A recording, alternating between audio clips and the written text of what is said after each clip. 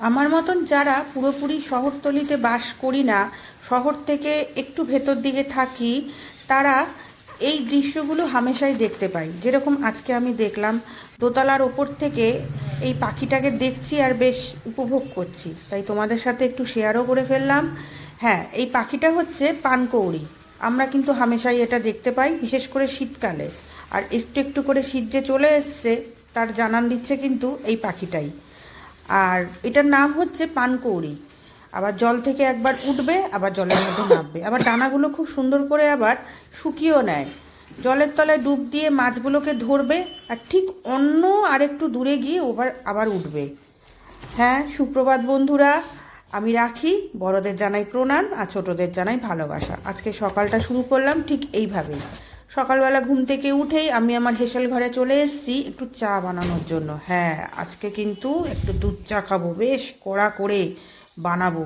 তার কারণ হচ্ছে প্রচুর এনার্জি ভরপুর থাকবে সেই জন্য। তার কারণ দৈনন্দিন আরও যে কাজকর্মগুলো আছে সেগুলো তো করতে হবে, সেই জন্য। তাই সকালবেলা ঘুম থেকে উঠেই চা বানাতে চলে এলাম। তবে আজকে আমার চায়ের পার্টনারশিপ বলতে কেউ নেই, আমি একাই। রূপমবাবু ঘুমোচ্ছে, আর রূপমবাবু যখন ঘুম থেকে উঠবে তখন রূপমবাবুকে আবার আমার চা বানাতে হবে, চা করে দিতে হবে। যাই হোক, তা দুধটা দিয়েছি একটু বেশি করে, আর জলটা দিয়েছি একটু কম, কারণ যে টেলটালে ভাবটা থাকে না চায়ের মধ্যে, ওটা যাতে না থাকে, একদম প্রপার পারফেক্ট যাতে চা হয়, সেই জন্য। আর চায়ের মধ্যে দেব একটু হচ্ছে ছোটো এলাচ, আদা দেব না। আদা দিয়ে চা খাওয়ার মতন ঠান্ডা মনে হয় এখনও আসেনি। আর কথায় বলে যে এসেছে শরৎ হিমের পরশ, নানা কবিতা বলছি না।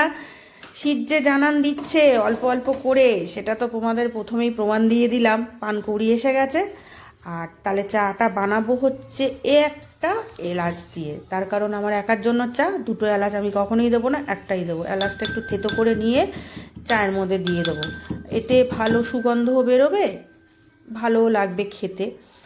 আর চাটা বানাতে বানাতে আমি আমার চিনির বয়াম থেকে একটু চিনি ঢালবো, কারণ চিনিটা ফুরিয়ে গেছে সেই জন্য। আর আমি কিন্তু চা চিনি দিয়ে খাই না। চিনি দিয়ে চা খেলে পরে প্রচণ্ড অ্যাসিডিটি হয়, সেই জন্য আমি চিনিটা একটু অ্যাভয়েড করার চেষ্টা করছি। কিন্তু মন প্রাণ যে বলছে চিনি দিয়ে খাই, চিনি দিয়ে খাই, কিন্তু না, মনকে কন্ট্রোল করে রেখেছি। আর তোমাদের সাথে গল্প করতে করতে, আড্ডা মারতে মারতে, এই ছোটোখাটো কাজগুলো, যেরকম এই চিনি ভরাটা, এটাকে কিন্তু কোনো কাজই মনে হচ্ছে না, বা ঘ্যান ঘ্যানে টাইপের কাজ লাগছে না।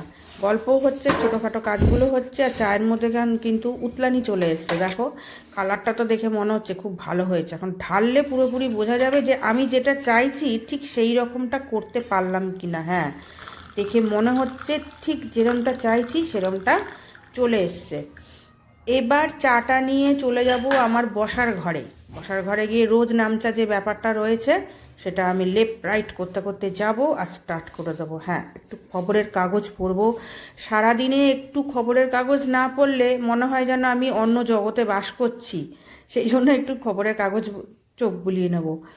তবে পুরোপুরি এখন খবরের কাগজটা আগা মাথা অবধি পড়বো না। দুপুরবেলায় খেয়ে দিয়ে যখন আলসেমি ভাবটা লাগবে, ঠিক তখনই খবরের কাগজটা নিয়ে আমি বসবো। আর খবরের কাগজের যে প্রথমের দিকে যে হেডিংগুলো থাকে, সেগুলিই একটু চোখ বোলাবো। আর সবার আগে আমার খবরের কাগজে যে দৃষ্টিটা আকর্ষণ করে, বিশেষ করে কে কোথায় পালিয়ে গেল, থাক আর বললাম না, এখানেই আমি ইতি টানলাম। কিন্তু বেশিক্ষণ পড়বো না খবরের কাগজটা। তার কারণ হচ্ছে, জানান তো দিচ্ছে ঘড়ি যে বেশিক্ষণ বসে থাকলে চলবে না, তোমাকে তোমার কাজ কিন্তু এগিয়ে